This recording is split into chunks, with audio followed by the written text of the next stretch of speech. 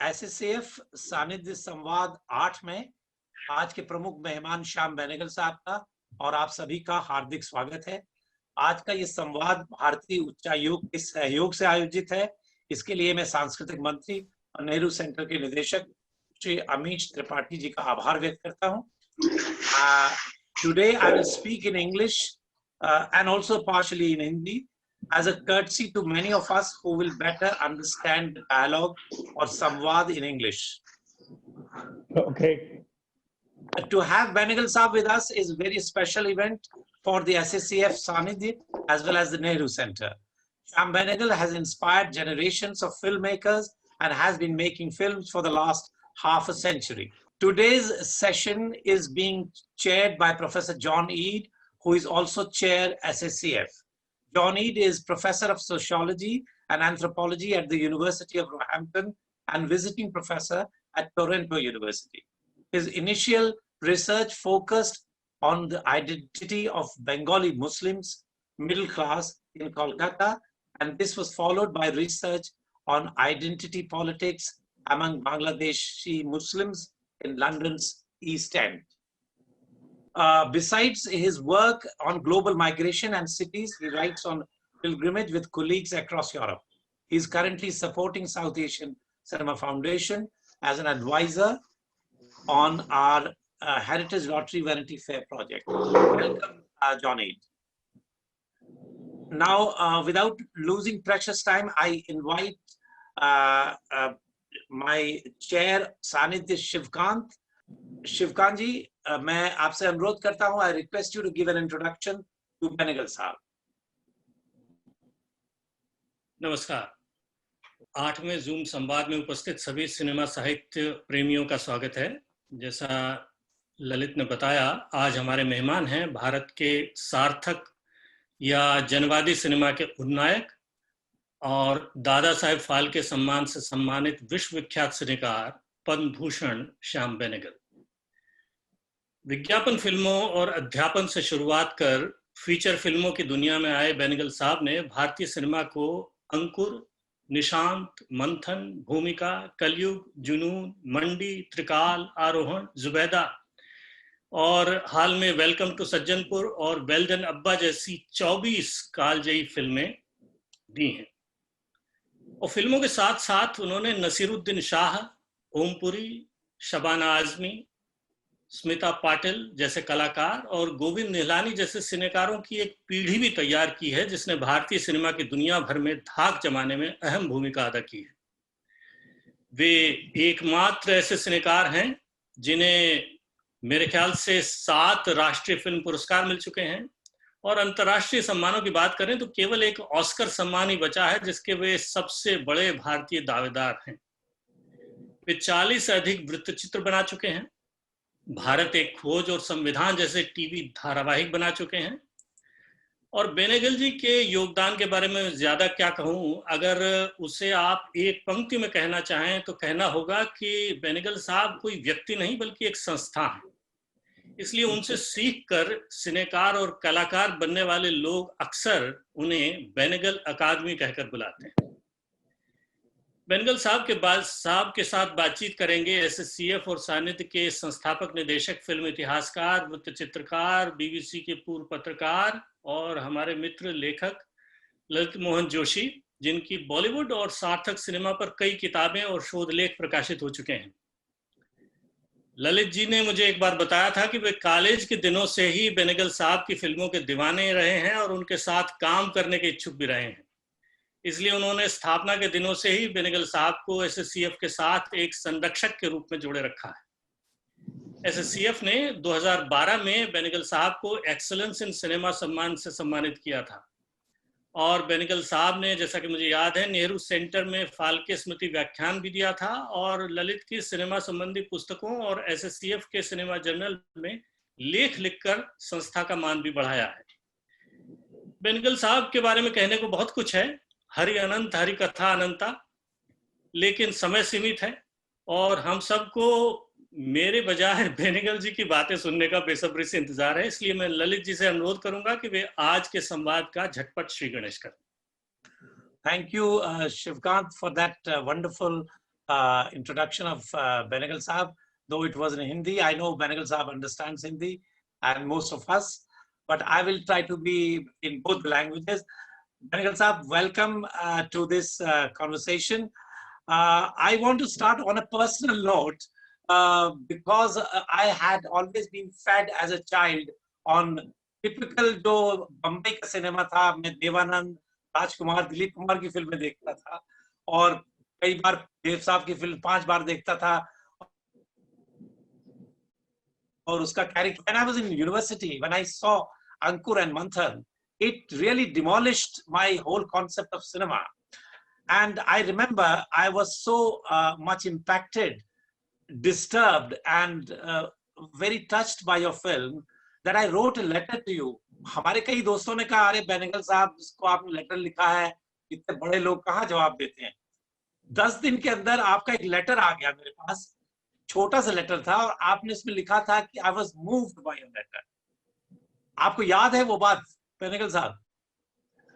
Well, that particular incident I don't necessarily remember, but I have, it's a kind of rule with me that whoever writes to me deserves a reply. So I always reply to the letters that are written to me, unless of course they happen to be absolutely useless, meaningless letters. But when people are serious about writing something to me, then they must, it wouldn't be far-fetched to expect that I will reply to them. I have always done that in the last half a century. I continue to do that even now. So that's never been a problem. But the most important thing, of course, for me is that, you see, if people show interest, you should also respond in a very similar way. Because it's incorrect to think that you are somebody special. You're not. I mean, you're like everybody else. And if people think that there's some work that you've done that is interesting or worth their time, then certainly their questions are also worth my time. Well, thank you. In fact, Atul Tiwari, who we had a conversation recently, he said कि इसी बात पर उन्होंने कहा था कि बेनेगल साहब हिंदी फिल्मी दुनिया के आखिरी शरीफ आदमी हैं, वो हर ईमेल का जवाब देते हैं. So he had termed you as the last gentleman of Indian cinema who replies to each and every letter. Well, I'm not quite sure that is quite correct. It's a bit of an exaggeration because there are people who do take people's views seriously. And I think which is very important, really, because you cannot be indifferent to people's views. Because if you are, then you're placing yourself above everybody else, and that's a bit of an arrogant way of looking at the world. And that way, you learn nothing. You're so full of yourself that you learn nothing from anybody else. Right. Benegal Sahab, your father was a professional photographer and also an amateur filmmaker. He used to shoot in 16mm camera. And I know that you were 10 brothers and sisters. What was the scene like and atmosphere like in your house? And did your father inspire you to become a filmmaker, or there was a fire within you? Well, you see, we had a very open kind of household. My father was very liberal-minded. And because he was a photographer and he was also an artist, I mean, he was never a professional artist, but he was an exceptional, his draftsmanship was outstanding, apart from being a photographer. And all that influenced us greatly because it certainly influenced me a great deal. And so for me, taking a piece of paper and making doodles on it was no big effort. And similarly, I think the same thing happened when it came to cameras and lenses and all sorts of things like that. And the other thing was that my father was also a great collector of we used to have a 16 millimeter projector at home, a 16 millimeter projector as well as a 8 millimeter projector. And he had a collection of films, which many of the films were shot by himself about all his children because he had such a huge family. So every new child who was born in the household deserved a film. So until the next child came along, of course. So we had films about us from 0 years to about 2.5 years. Each one of us, we had films totally devoted to our growing up from 0 to 2.5 or so. So, everybody, all 10 children had films about them as they were growing up. And so all of that was our collection of films, which we used to watch from time to time and impose those films on our guests who would come for a meal in the evening. So it was a household of that kind. And of course, we had a cinema hall, which was very close to where we stayed in the cantonment area. And there used to be two changes every week. One was because my early childhood was a time when the British were still here. So the cinema in the cantonment used to show English language films and also Indian language films. So there was a series of films that one could see. Like I could see Hollywood films, I could see South Indian films, I could see Hindi films, name it, because it was a cinema for the defense forces, for the army, and the Indian army, as you know, people who come from everywhere.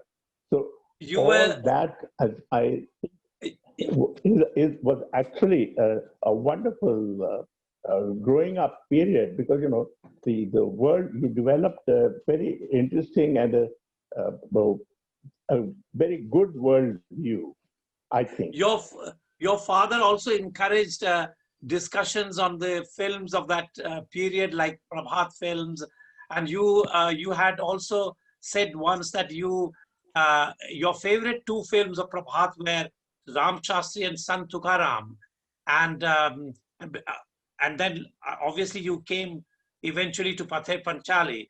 Would you like to recall that experience? Yes, well, you see, my father was really not particularly interested in the commercial cinema. He wasn't very particularly interested in, and the kind of films that he himself went to see it was very rare occasion, once a month or maybe once in 2 weeks, he would take the family to a film. And the kind of films that he preferred were the ones that were made in those days by Shantaram and people like that, So it was either Calcutta-based films or Pune-based films and so on, which he felt were much more closer to life and so on. But having said that, the real person who actually got me interested in film as a medium itself, a medium of expression, self-expression, was an uncle of mine who was a refugee from Burma. He'd come to India from Burma walking, and he was very sick and very ill and so on. And so he came to recover from his illness to our place, and he was given a room on the top in our home, where he used to stay and where he used to read books. And he had a great passion for films. And through him, I got to know a lot about cinema, not just Indian cinema, but world cinema. And so slowly, my interest in the cinema started to grow on the basis of that. And then, of course, my eldest brother, who was in Calcutta, who was a commercial artist, and used to do huge publicity designs and so forth for films made not only in India, But you see, Hollywood companies that brought their films to India used to have many of their posters designed here, and he used to design those posters. So altogether, the atmosphere was of that kind, you know. So naturally, it was a natural thing that I should get interested in the cinema. Very few people, very few people know that you made your first film, not Ankur, obviously, but you made your first film when you were 12 years old. And what was that, Benegal Sahab? Well, it was a film because, you know, my father had a 16 millimeter movie camera, which he used to make home movies with. And I took that and I got myself a bit of film, which my older brother gave to me, 16 millimeters first. And I decided that I would make a film of my own. So when I was about 12, I made a film about my friends and myself and our local environment. And I sort of strung in a story there. And it was called Chutkiyon Mein Mauj Maza. And that was a film that I made because, you know, in summer vacations, we used to have a very large house. So we had relations coming from different parts of India. So we used to have a huge kind of family gathering, usually during the summer vacations. And with all of them, I made this little film called Chutkiyon Mein Mauj Maza, and that was my first film. You have a copy of that? Well, I used to have, you know, it's amazing that I used to have that copy until very recently, until it eventually, I think, disintegrated. You know, but I wanted to have it, what do you call? Digitized. Restored. Yeah, digitized, restored, but it was not possible because it just melted away, which is unfortunate because that was a film that would have been maybe not interesting to other people, but certainly to myself because, you know, it's something that I made when I was 12. So naturally. So, Benegal Sahab, you wrote your script of Ankur when you were in college. And how could you be so obsessed with one story, which you wrote as a story, and stick to it and come to Bombay eventually? Well, you see, one of the things was that I was interested in writing, and I used to write little short stories and little things with the children's corner, you know, the newspapers, and for Palkaji Bari, which was a organization, you know, Gandhian organization, and they used to bring out a magazine called Pushpa for children. And there was a magazine called Cool that used to come from originally from Lahore and from Delhi. And I used to write little stories which used to get published there, you know. And so I had this kind of feel about writing stories. And that's how I was, the original idea for Ankur came from the basis of a story like that, which happened around our, you know, where we used to stay, not far from where we used to stay. And after I wrote that story, which got published in my college magazine. I was editor of my college magazine at the time, so I should imagine to fill up the pages, I contributed my own story there, you know. So that became eventually a kind of obsession that if I was going to make my first feature film, that would be the subject.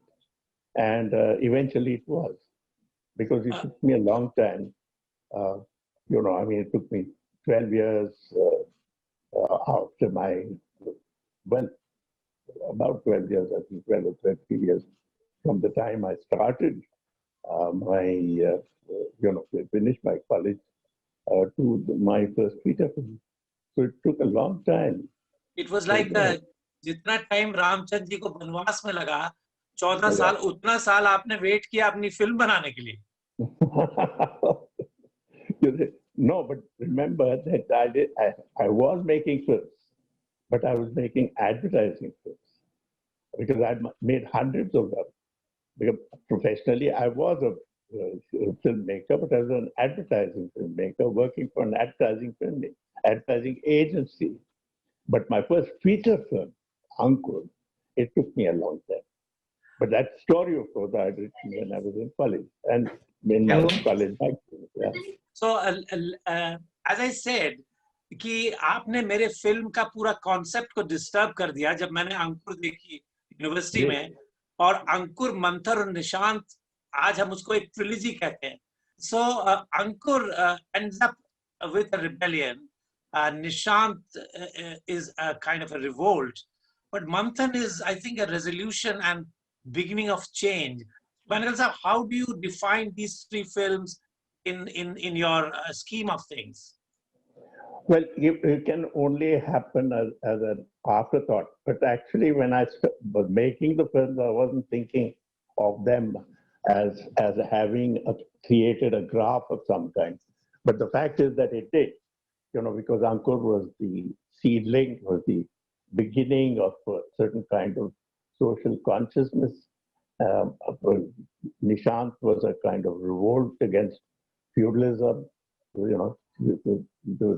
It was a period when rural India was changing from being feudal to kind of what it has now become. And then, of course, Manthan was about the way forward, which is the cooperative, movement, cooperation, and so on and so forth, in terms of nation building, in terms of economic development, and so on and so forth. So that was the pattern. So it fell neatly into place. So Ankur and Nishant and Manthan, one after the other, they fell into place. So it became a kind of, loosely speaking, a kind of trilogy, as it were. But it wasn't meant to be that. But now, when I look back, it was, in fact, a kind of trilogy. Although these films were based in the 50s, but the situation, especially what happens in Nishant, we still find the same kind of things, same violence. So it shows that your film is, although based in history, in a period, it is actually timeless. And so how do you define your cinema? Because you say that your film is always based in a time period. How will you define, if I ask you, what is your cinema and what is the purpose of your cinema? Well, you see, I don't know whether there is any kind of purpose. The fact is that when you make films, you really want people to see them. You want, because it's a kind of, what you're projecting is essentially what you think is a kind of pulse of the time, a sense of the time in which that film is being made, or also the film that is being created. Meaning created, meaning the creation, that is a time within the film itself. Now, both of them have a relationship with the time in which you are living. And that was very important because, these are things that, because we live a life which is constantly changing. But there are two things here. One is that life keeps changing, but it's also the same. Meaning there's a certain kind of universality to it, and there is a certain kind of what's the word? It's both mortal and immortal at the same time. I'm finding it difficult to explain myself, but the fact is that when you're making anything or you're creating something, you suddenly become conscious of two things. One is that you want to catch what is ephemeral, what is changing. You want to freeze it, that particular moment, but also aware of the fact that universally, it has to have a universal experience that will stand well beyond the moment that you have caught. It has to be true for time beyond itself. Now, that is something that you become conscious of after the event, after the work has been done. So you see, all works, whatever creative work you do, it lives. It has to live beyond the time when it was made. If it doesn't, then it's not worth it. Benegal sir, today we talk about corporate, funding, having funding through people. But I think many of us know that about 40 years back, you had Manthan actually produced by farmers of Gujarat. Yeah. तो ये आपकी film को 2-2 रुपए दे करके इतनी बढ़िया film बनी जो कि प्रोड्यूस की किसानों ने, तो ये आपने कैसे इसको हासिल कैसे किया? ये देखिए, डॉक्टर कुरियन जो थे, doctor Kurien, Verghese Kurien, he was a incredible person. मतलब जिसने मिल्क रेवोल्यूशन क्रिएट किया है हिंदुस्तान में, तो उनकी वजह से जो है अपने cooperative dairying became not only the biggest, second largest agrarian industry in India, but also it created, it was economically so beneficial and sociologically also so beneficial, and eventually it's also so important in our politics today. So all of this was contributed by a person like Kurian. And Kurian was one of those individuals who never particularly, cared for anything except that he wanted participation of people in changing their own lives. Now that, I think, was what is important about Kurian's own contribution, and that to me was a very important subject for a film. That's how Manthan came to be. And when I told him that I would like to make this film about the Gujarat Cooperative Milk Marketing Federation, he said, "Of course you can, but you don't expect me to put, find money from private sources." So I said, "How am I going to make this film? Because I can't make this film without money." He said, "How much money do you want?" I said, "Well, I require a certain amount of money." He said, "I'll just tell all the farmers who are members of our cooperative." There were at that time close to more than 500,000 farmers. He said, "How much money do you want?" I said, "Listen, I maybe ₹1 billion at that time." So he said, "Okay." So he just sent messages to everybody, all the milk collection centers, saying that please tell the farmers that they're going to get ₹2 less for the milk that they're supplying to us. And voila, there's the money. So the money was there to make the film. That's how we made the film. So, which is why the film begins, where you say 500,000 farmers of Gujarat present, Manthan. So that's how the money came for that particular film. And of course, the film was hugely successful. And because it was successful, they got back not only their money, they also got a fair amount of money over and above what they had themselves contributed. The same had happened. I recall an interview with you when I was in BBC, that how desperate you were to make Ankur, and you had been going to producers who used to say, "Oh, ये film क्या फायदा इसको बनाने से, इसकी कहानी तो बड़ी अजीब है." Then Lalit Bijlani ने आपको ये कहा that, "Okay, we will give you 5 lakhs for it. If the film doesn't do well, I won't ask you for money. But if the film does good, then I will earn the money and you will earn the fame." Yeah. Not Lalit, Lalit's father. He was Acha, Lalit's father. Father, yeah. Okay. Mohan Bijlani. He was the man who used to run Blaze Film Enterprises. So he is the person who said that. He said, "Look, if it makes money, don't come to me and say that you need your share. You know, you've already made the film, and what you've made, you got the name, I'll be making the money, which is what happened actually. I made the name for myself and created a career for myself. As far as he was concerned, he made the money. And then, of course, later he produced, well, what else did he produce? Bhumika. Then he produced Bhumika and Mandi.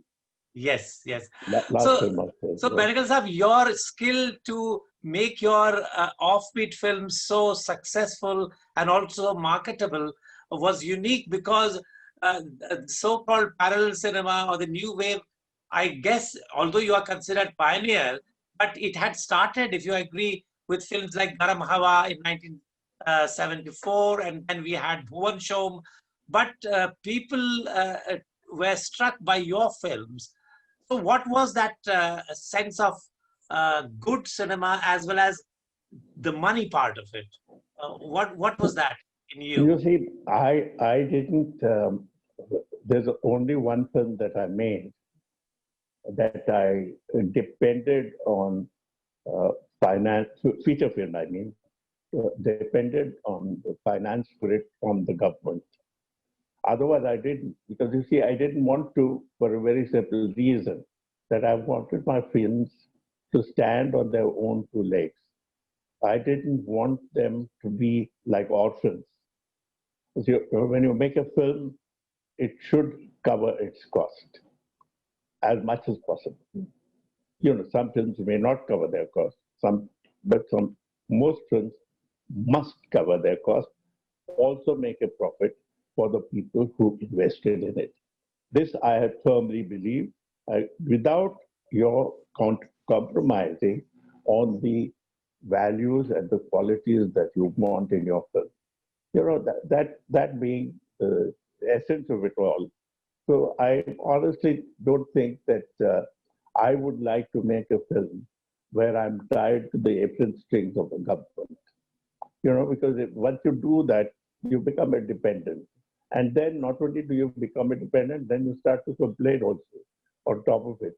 You say, मुझे इतना चाहिए था, वो नहीं मिला, इसी वजह से मैं ये हो गई, वो गई, you know, that kind of nonsense.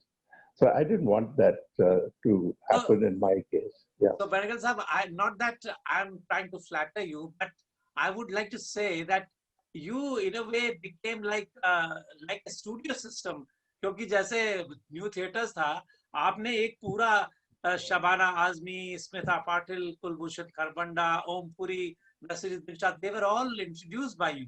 And it was like you created a whole world which still continues, not only actors, but also technicians and many assistants which became full directors. So you had this vision. What was this vision that made you take people from theater? Well, I couldn't really follow what you were trying to get at. I couldn't quite understand. No, I'm saying that what you did was not done by popular filmmakers as well as by new wave filmmakers before you, because you sort of brought in unknown newsreader like Smita Patil, Shabana Azmi, of course, was trained, but Naseer, Kulbhushan, they were all from NSD. Before that, it was not like that. Yes, because you see, I wasn't oriented by the film industry. You know, I wasn't. I was actually came in as an outsider, so I wasn't kind of caught up in the, let's say, in the business practices or the politics of the film industry itself, which in many ways was a saving grace for me. Because you see, I didn't have to worry about, how will I cast a film? Income market value kya hai? Income market value kya hai? All this kind of stuff that happens, you know, when you are a filmmaker, and if you are in the industry, the distributors ये picture को लेंगे, नहीं लेंगे, producers बोलेंगे इसका क्या value है, picture का किस किस्म का value है, आपका star cast क्या है, आपके music directors, kaun hai, all this kind of stuff. So I said I should be out of it all. I didn't want to be hemmed in, caught, trapped by that kind of business. So, which is one of the reasons why I made the kind of films I did. But which was actually saved me a lot of, all kinds of things, heartburn, tension of different kinds, and kept me free of so many pressures, but particularly business pressures from different sources. So I felt absolutely light and free the way I want to be, and yeah. So, Benegal sahab, what was your way of dealing with these absolute newcomers? Because Om Puri once told me, I interviewed him in Madrid festival. He said that Benegal sahab ka jo tarika tha, wo bilkul unique tha, because he let the actors grow. Not like, of course, Sajjit Ray, you were inspired by his Pathe Patali, but Ray had a very, very strong concept of how he would make the actor act. But you, according to Om Puri, that's what he told me, you were different. You were very relaxed. एक बार वो किसी जगह पे अपने scene के लिए तैयार कर रहे थे, तो he wanted to ask you कि मैं क्या सिगरेट पी सकता हूँ बीड़ी की जगह? So then it seems you said, हाँ, you can drink, you can smoke. But then he said that suddenly, after going a few steps, Benegal Sahab returned and he said, filter cigarette nahi, ordinary cigarette, okay? So what was your style? Do you give a lot of freedom to actors? How you deal with them? Well, you see, you don't want to carry all that baggage, I mean, who wants to? Because why should you be tense and worried and concerned? Because you should be enjoying your work. Yeah, I'm saying that the way you deal with your actors is very democratic. It's not like a man from above telling इस तरह से dialogue बोलना है. और आपका style शायद ये है कि आप समझा देते हैं, this is your character, this is how you should speak, and then you also leave them to interpret the character as they want to, and often you accept it. Of course, not always. Well, one thing you must remember, you're living in a real world. There are many problems, there are compromises to be made on one level or another, but you try your best not to be trapped by those compromises, not to be influenced by things that you should not be influenced by, not to be pushed around, and eventually stand your own ground and make the films that you want to make the statement you wish to make, and stand up for your values. When you feel compromised, then nothing is worth it. And as long as you're not, then everything is okay. So the important thing in creative work is, as far as possible, you have keep yourself from being either manipulated or manipulating others, so that there is a certain sense of freedom and a certain degree of honesty in what you're doing. That's all that matters. And history has always fascinated you, although your contemporary films are also period based, but history has always fascinated you. I mean, whether it is Discovery of India or Samvidhan, or a feature film like Junoon or Bose. So before we talk about it, Vikal, can you play that clip which has clips of Junoon and Bose?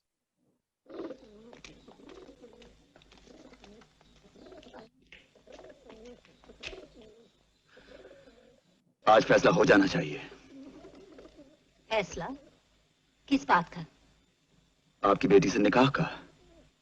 मैंने सोचा था एक पठान मर्द अपनी ज़बान की कदर करेगा। ज़बान देकर गलती की मैंने। और फिर जंग के उतार चढ़ाव का इंसानी रिश्तों से क्या ताल्लुक? ताल्लुक है, तभी तो हम यहाँ कैद हैं। आजाद छोड़ दूंगा तो जानती हैं क्या होगा आपके साथ? इस इलाके के लोग जिंदा जला देंगे आपको। देखिए, दिल्ली की बात जो कुछ हुआ। आप दिल्ली की रट लगाए क्यों बैठी हैं? अभी पूरा हिंदुस्तान बाकी है। अंग्रेजों का तख्ता पलट कर रहेंगे हम। हाँ हाँ, अंग्रेज तो भेड़ बकरियां हैं। गडरिया ने हाथ मारी नहीं कि मैं करने लगेंगे। आप अपनी अम्मी से पूछकर देखिए।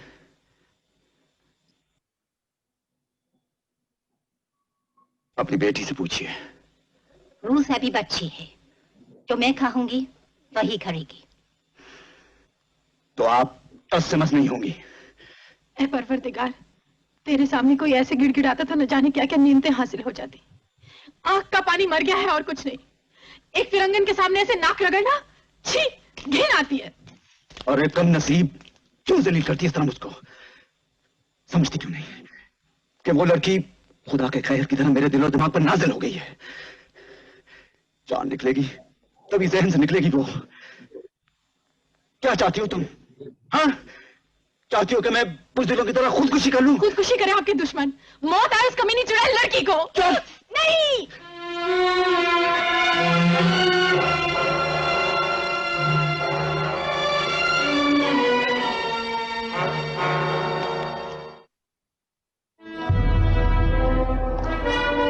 ओए, क्या लेने आए हो यहाँ पे? जान प्यारी है तो भाग जा यहाँ से। जर्मन के जासूस, चले जाओ यहाँ से। बोली से तुम गोरखा लगते हो। कहाँ के हो? नेपाल या बंगाल? कालीपुंग से सर। जय भवानी। जय भवानी। अस्सलाम वालेकुम सर। वालेकुम अस्सलाम। आप कहाँ के हैं जनाब? बंदा मेरठ का बाशिंदा है जनाब। वही मेरठ जहाँ से 1857 में जंग आजादी का ऐलान हुआ था? जी हाँ, वही मेरठ। और मेरे दादा जान को तोप के मुंह से बांधकर उड़ा दिया था इन अंग्रेजों ने। और तुम उन्हीं के कातिलों के साथ काम कर रहे हो? क्या जवाब दोगे अपने दादा जान को कयामत के रोज? कसम है मुझे अपने दादा जान मरूम की। अगर मौका मिला तो मैं भी मारूंगा इन फिरंगियों को। तो आज वो मौका आ गया है जब हम सबको मादरे वतन के लिए लड़ना होगा। भूल जाओ अंग्रेजों को दिया हुआ कौल।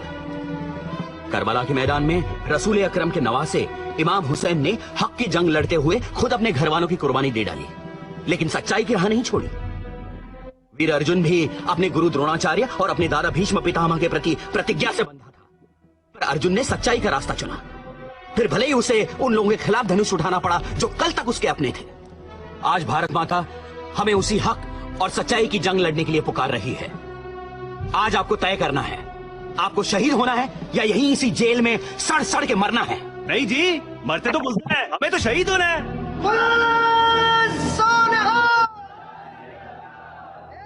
सुभाष चंद्र बोस की, महात्मा गांधी की, भारत माता की। इनकलाब, इनकलाब, वंदे वंदे वंदे।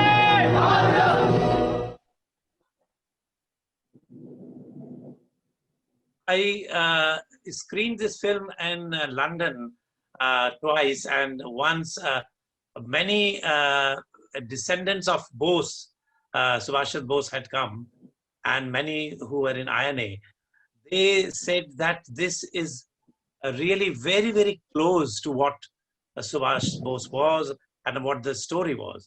And the tremendous resemblance and performance of Khedekar as Bose, and also earlier Junoon, which was based on a story, but at the backdrop you had 1857 mutiny.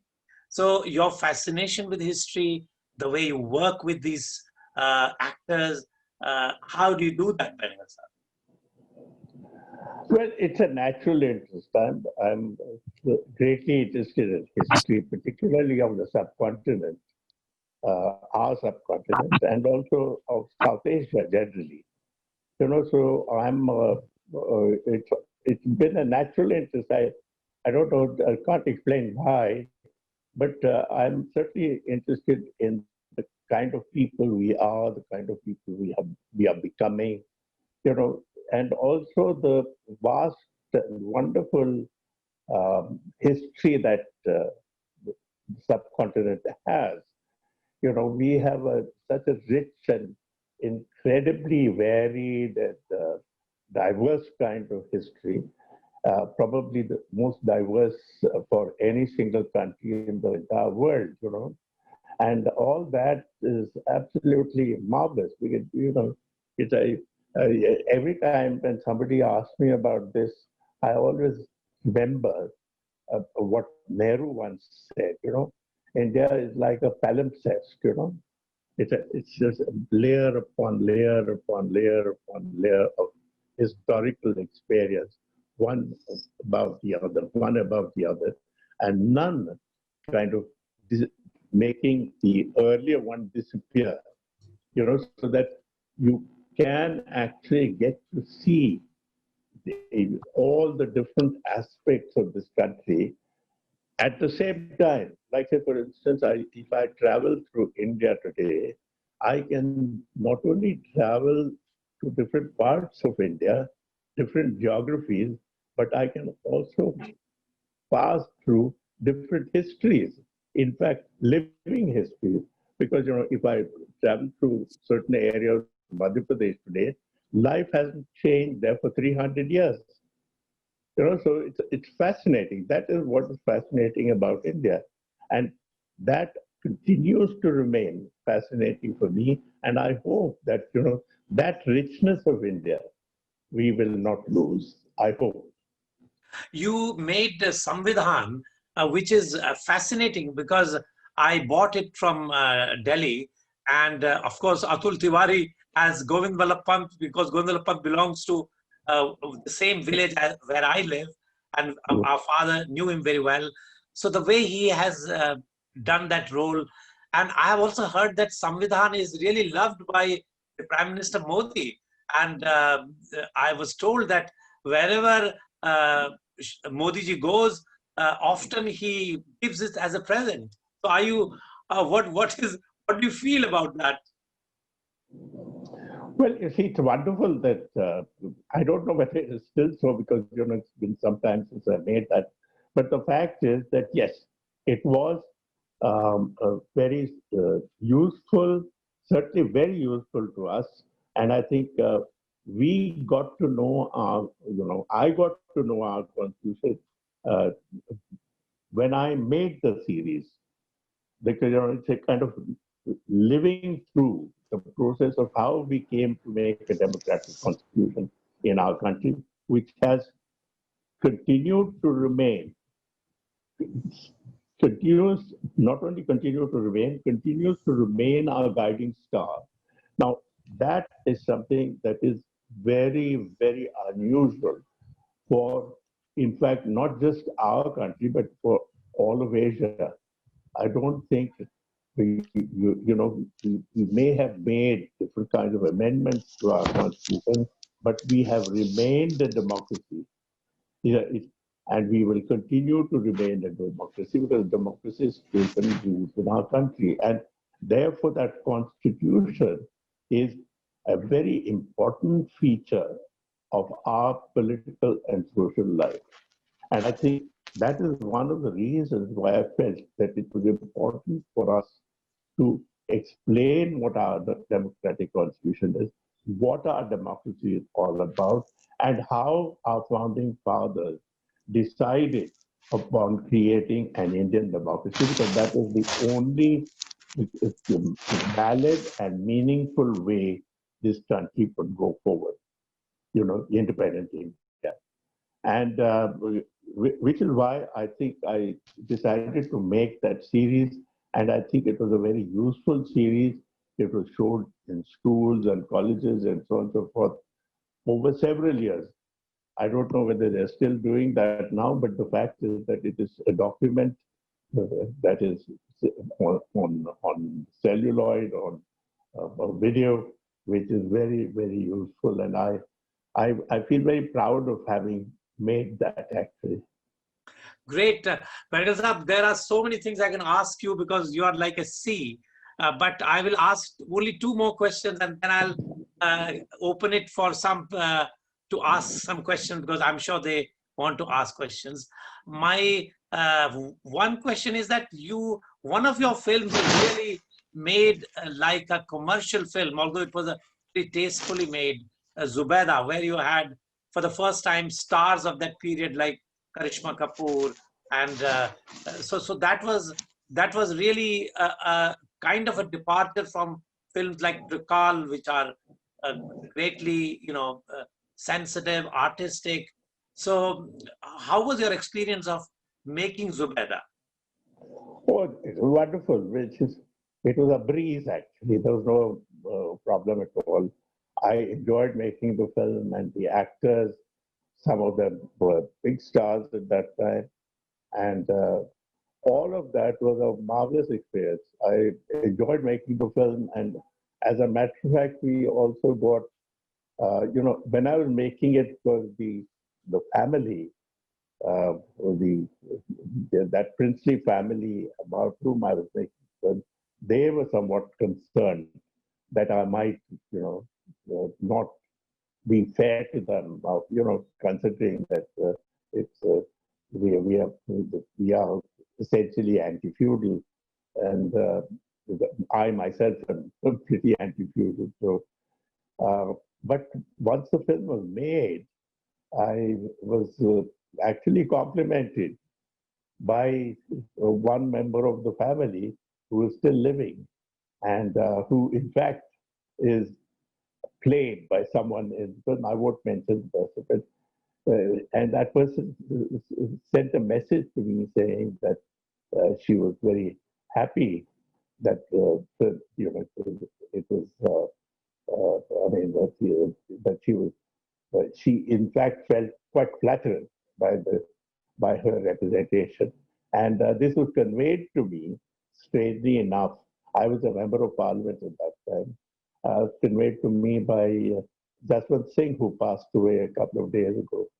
The parliamentarian who was our Minister for Foreign Affairs, Defense, and so many other things. And that's because Jaswant Singh is also from Jodhpur, as you know. Yeah. So, Benegal Sahab, let me ask my last question. Okay. I want to know that how and where did you meet your wife Niraji, and what has she contributed and helped you in your career? Well, you see two things. One, of course, I met her for the first time. She had just returned from England. She was studying there and working for a short while, and then she returned from England, and I just saw her, and of course after that I don't know. I mean, it's just sort of everything seemed to have fallen into place within a matter of meeting, and I took her out a couple of times, and that was it. And we decided that we were going to get married. So because it's so long ago now, I've even forgotten how it happened. Because was it love at first sight? Well, in many ways, yes, I guess. For me, certainly it was, because I don't know about her, but certainly for me it was. Because you see that I met her at a party, I think. But I mean, when you think of it, it was so long ago. It's 57 years ago, 58 years ago. Because we got married 57 years ago, and my daughter is 55 years old now. So it's a long time ago. And of course, we've never looked back in that sense, and we've been living as a couple, a happy couple and family. But of course, we have our share of, like all couples do, frictions from time to time, and irritations, and otherwise it's perfectly. It's worked out well. I mean, good. So, I mean, if two people can live together happily, and live in the same house and sleep in the same bed for all these many years, then there's something right. So, Benegal Sahib, of course, your first cousin was Guru Dutt, who was a great filmmaker, and your daughter also works with you, and Guru Dutt's niece, Kalpana Lajmi, she was also an assistant with you. So, Yeah. what are your comments on that, so that we can go ahead?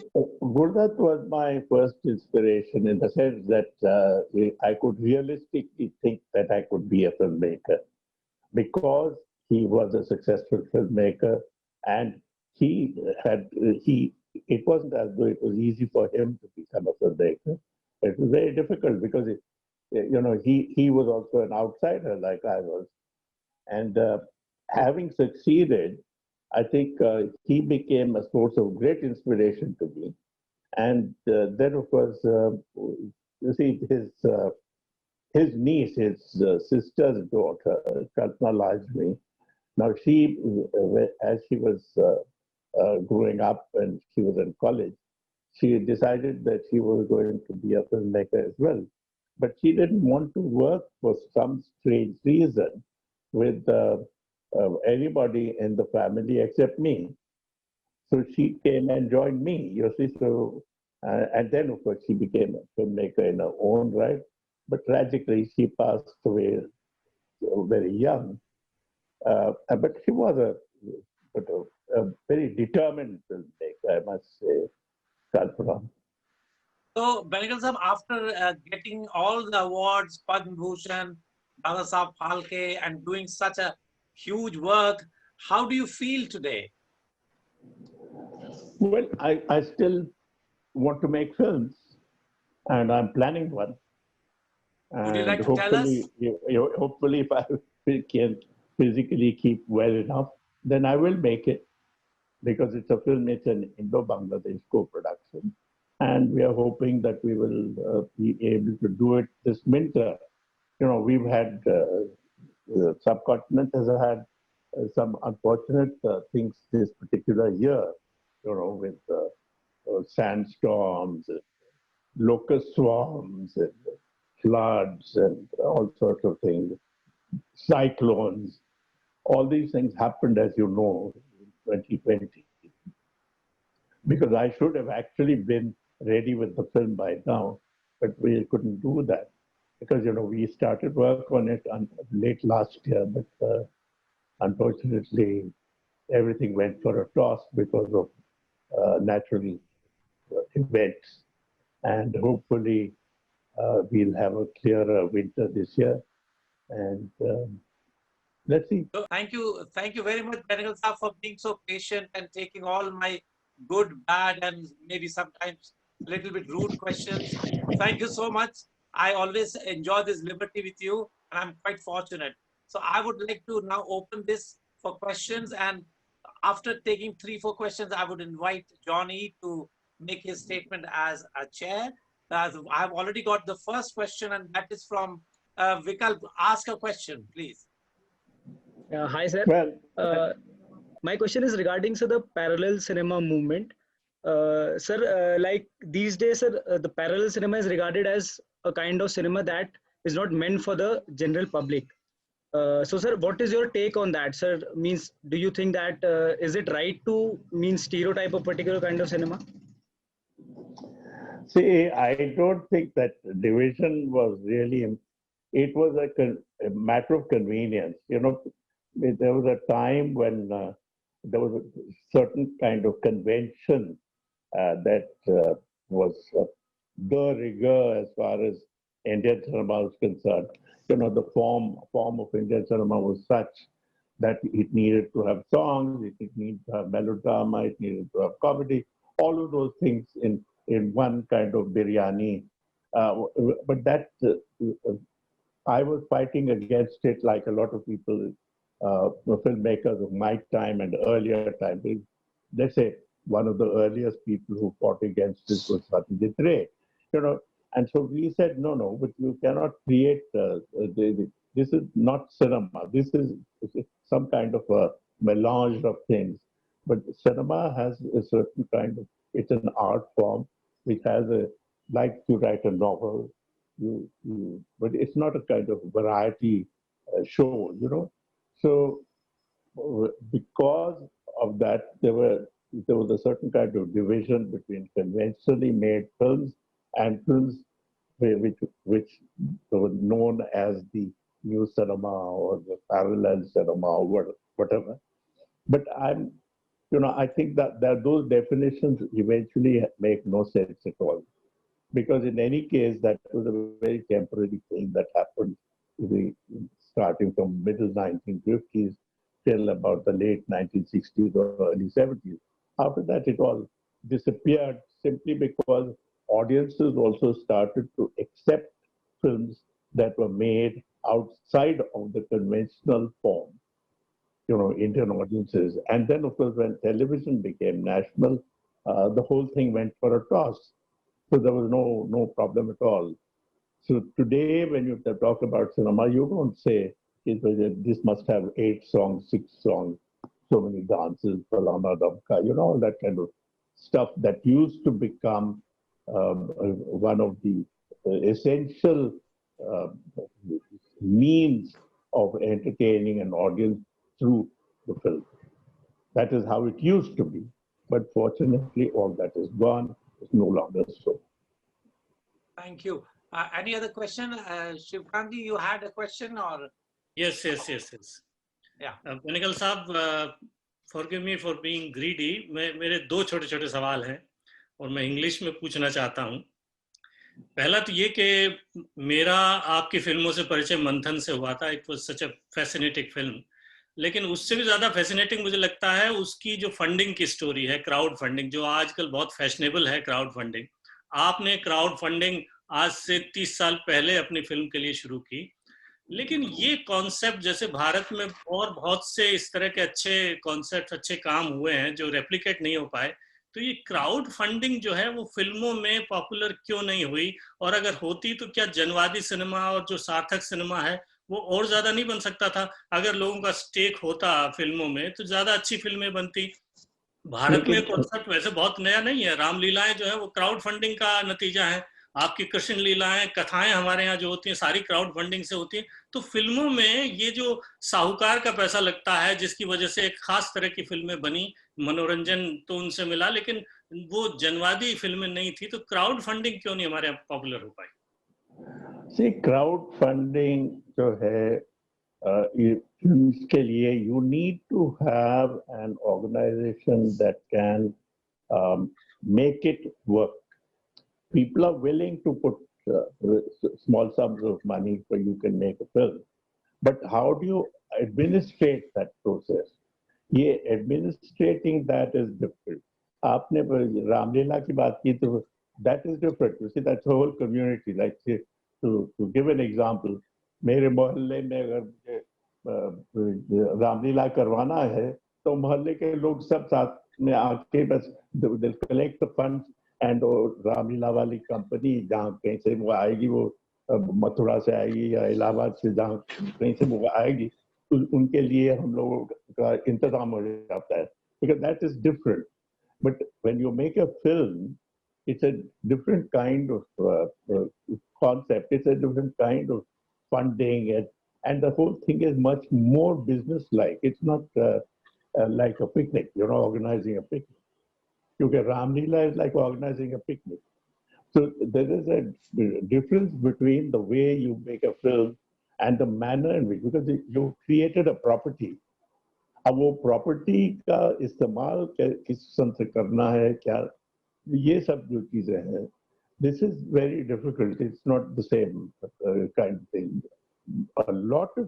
Many attempts have been made for crowdfunding, but you see, I was lucky in the sense that Manthan could be crowdfunded because there was Gujarat Cooperative Marketing Federation, which was an organization that had a membership of more than close to 1 million farmers. So you see, it was already an organization that existed. It was not as though the public funding. There have been, like, there was a very good example in America. There was a person who made a film who stood at the subway station, Manhattan, one of the subway stations there, और खड़े खड़े उतना कहा कि मैं ये film बना रहा हूँ, प्लीज मेरे लिए कुछ ये फिल्म के लिए contribute कीजिए. So he crowdfunded a film like that. But that cannot be a methodology. It can't be a continuous process. अच्छा, एक और छोटा सा सवाल मैंने कहा था, मैं दो सवाल हैं मेरे. आपने फीचर फिल्मों और कमर्शियल फिल्मों के अलावा डॉक्यूमेंट्रीज बहुत बनाई हैं, 40-50 डॉक्यूमेंट्री आप बना चुके हैं, और इतिहास आपका प्रिय विषय रहा है, इतिहास पे आपने अच्छी फिल्में बनाई हैं.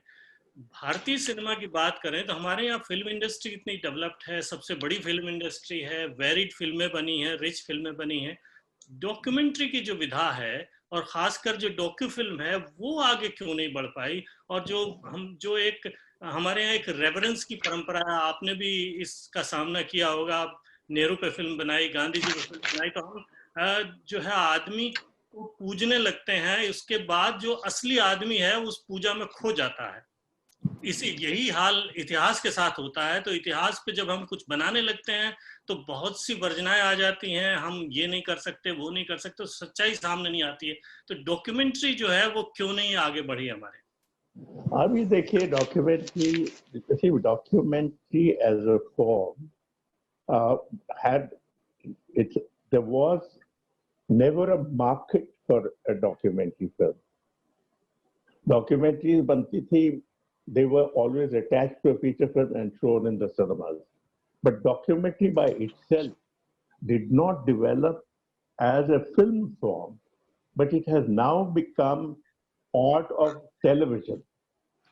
Television में काफी उसका इस्तेमाल हो रहा है, क्योंकि because you see television it takes directly from life, and so documentaries are also supposed to be directly from life. Newsreel themselves, I mean, when you have news every day, that's documentary. So you see, it's become part of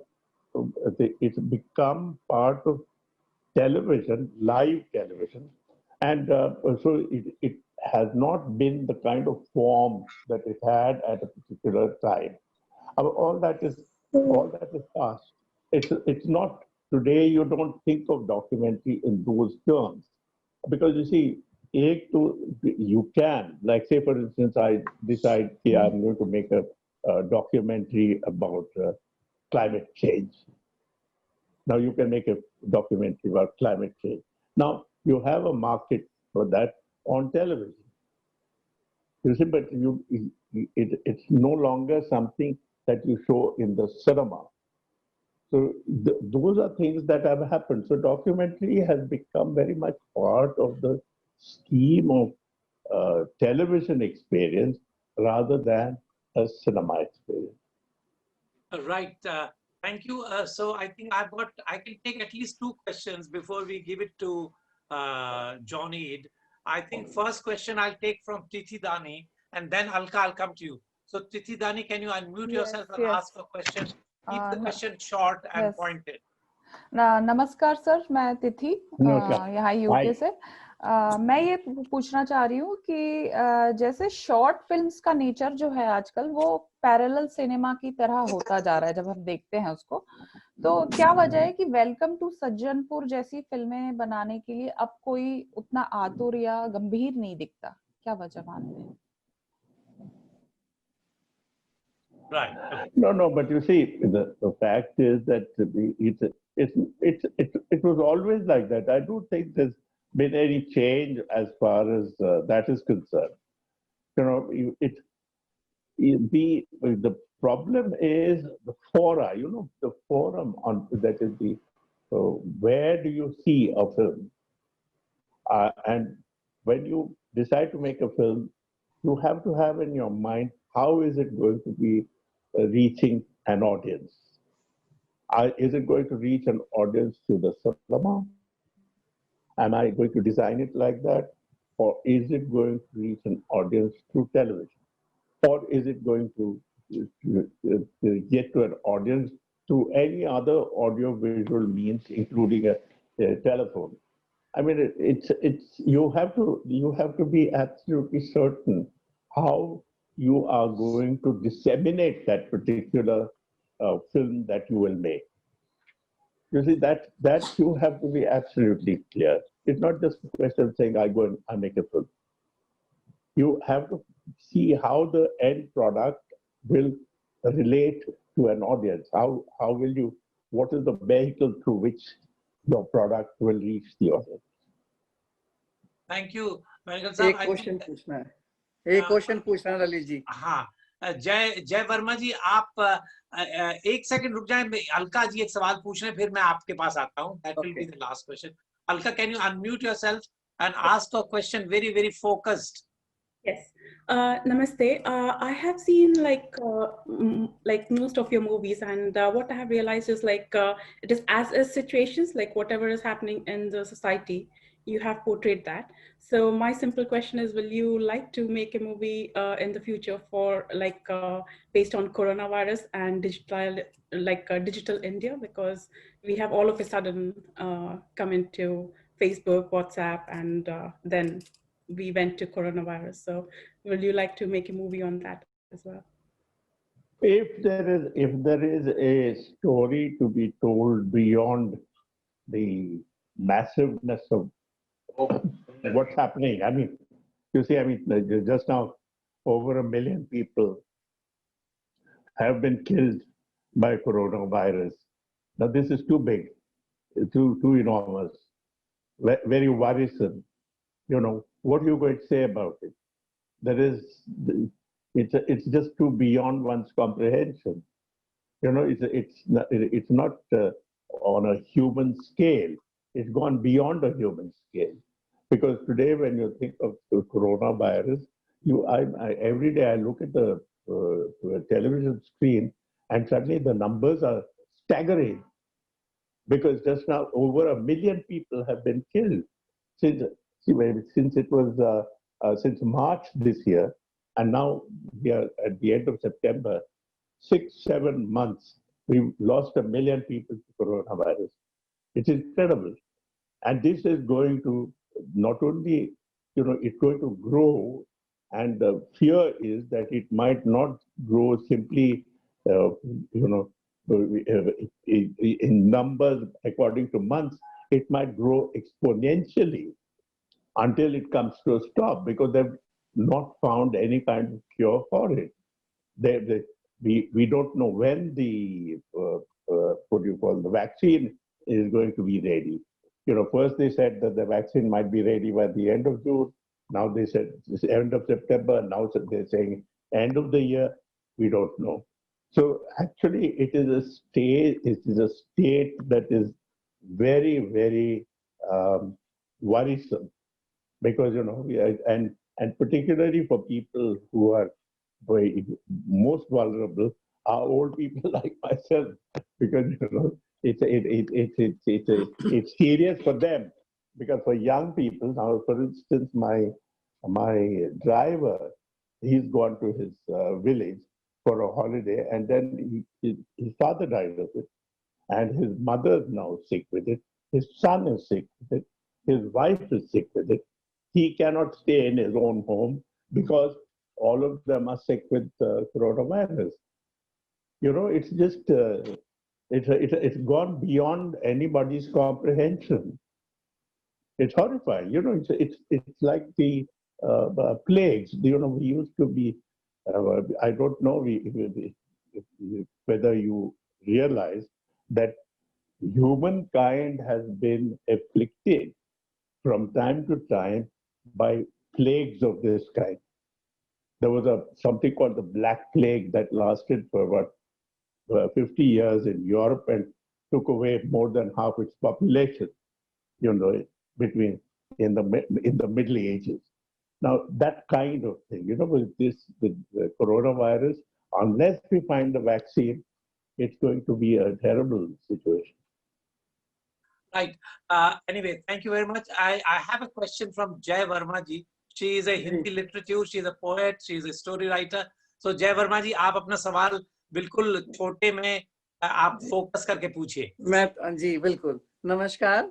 मेरा तो जो आज का question है, question के बदले मैं तो ये कहूंगी कि बधाई देना चाहूंगी आपको बेनेगल जी, क्योंकि हम लोग 71 में इंडिया से आए थे यहाँ इंग्लैंड रहने के लिए, और यहाँ पर हम लोग जब यहाँ आए तो एक हिंदी फिल्मों की एक इमेज थी हमारे मन में कि जितेंद्र की फिल्म थी, राजेंद्र कुमार की थी, झाड़ियों के पीछे घूमते थे, फूलों के पीछे घूमते थे, और वो सब डांस गाने होते थे। जब हमने पहली बार अंकुर को देखा, फिर उसके बाद में निशांत देखा, फिर मंथन देखी आपकी पिक्चरें, तो जब अंकुर का जो असर पड़ा हमारे ऊपर 80s में, वो अनबिलीवेबल है, आज भी असर है। शबाना आजमी को देख करके लगा था क्या ये वाकई में एक फिल्म एक्ट्रेस ग्लैमरस बन सकती है, क्या ये फिल्म सक्सेसफुल बन सकती है, पर उस फिल्म ने जो असर हमारे ऊपर छोड़ा वो उसका हमें कमाल है। इसीलिए मैं आपको बधाई देना चाहूंगी अंकुर, निशांत, मंथन और जुनून जैसी फिल्में बनाने के लिए।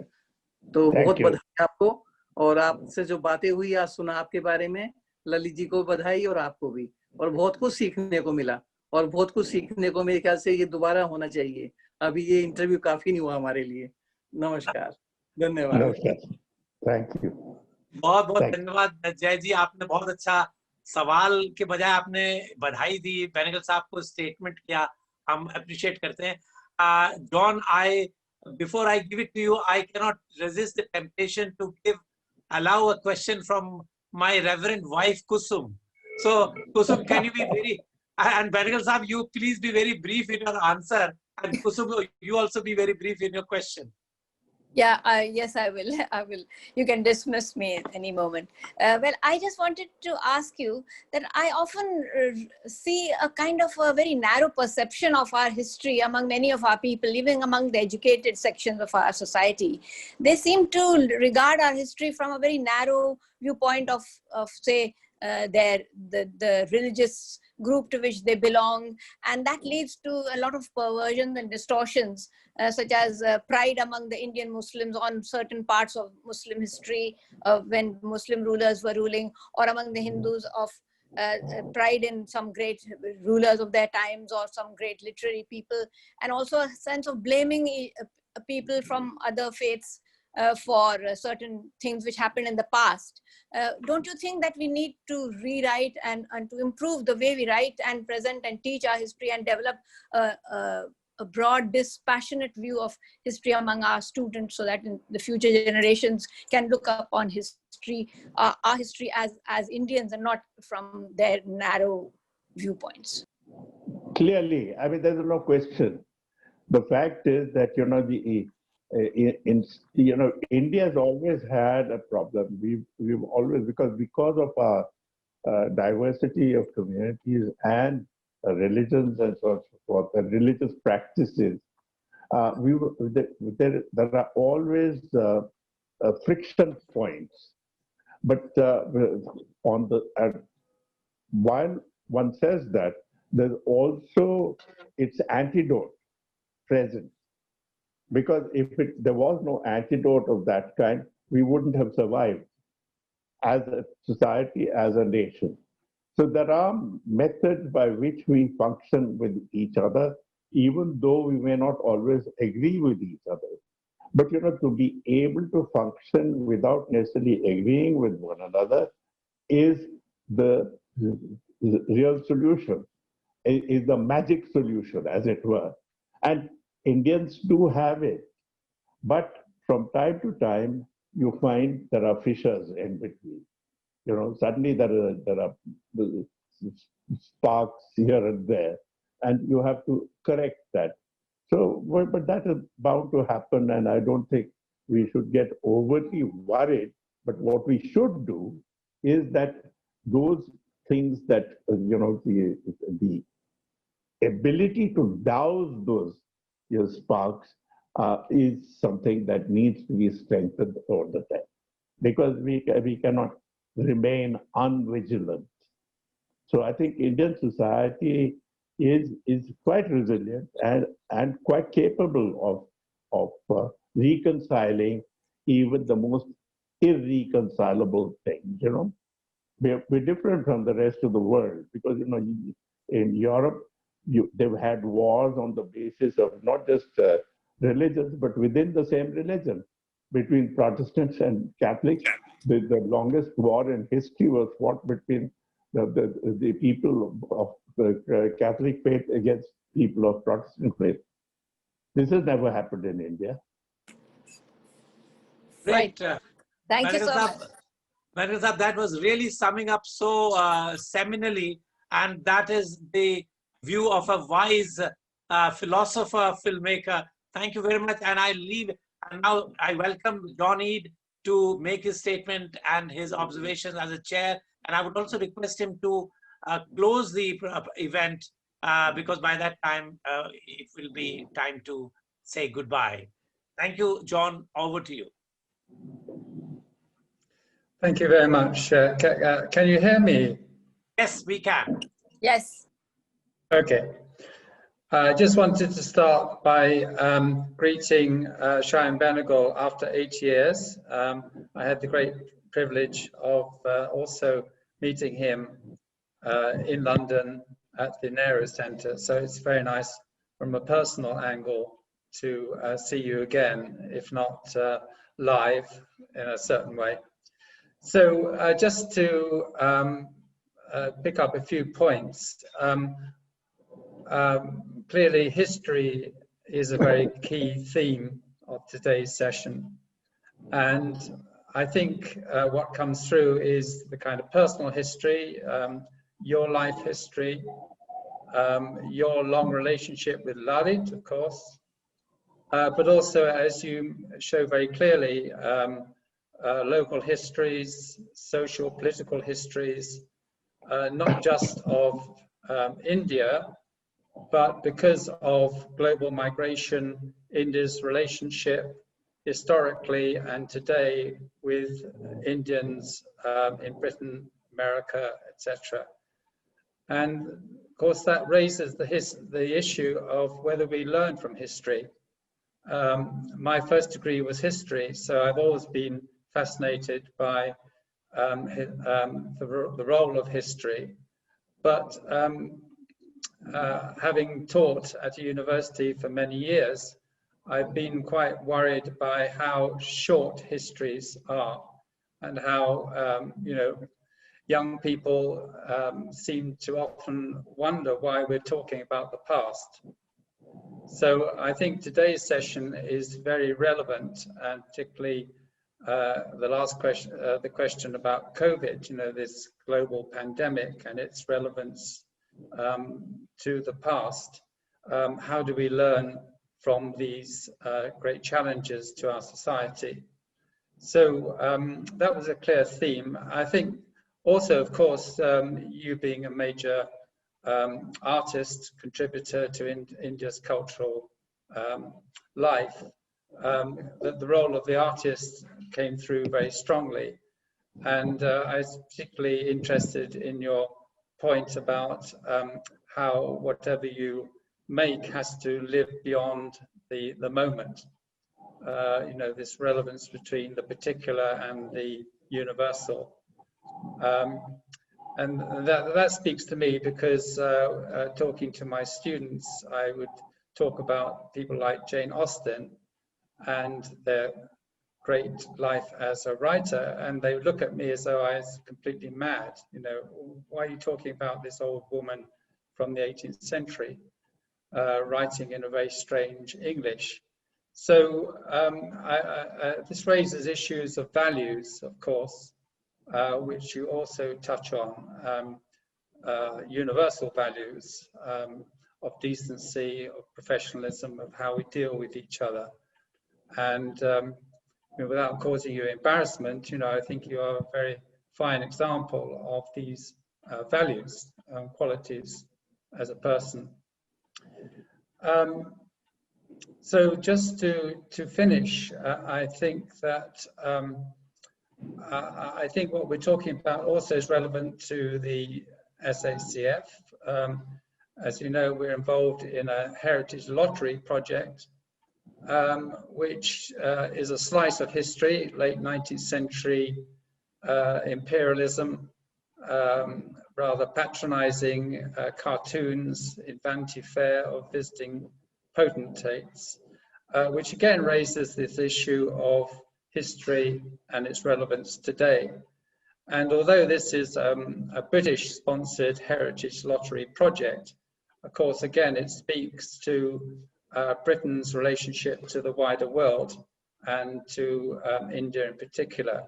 So that in our local context is also something that we're involved in. So just to finish, thank you very much indeed. A fascinating talk as ever, and wonderful to see you and to see everyone else. Thank you.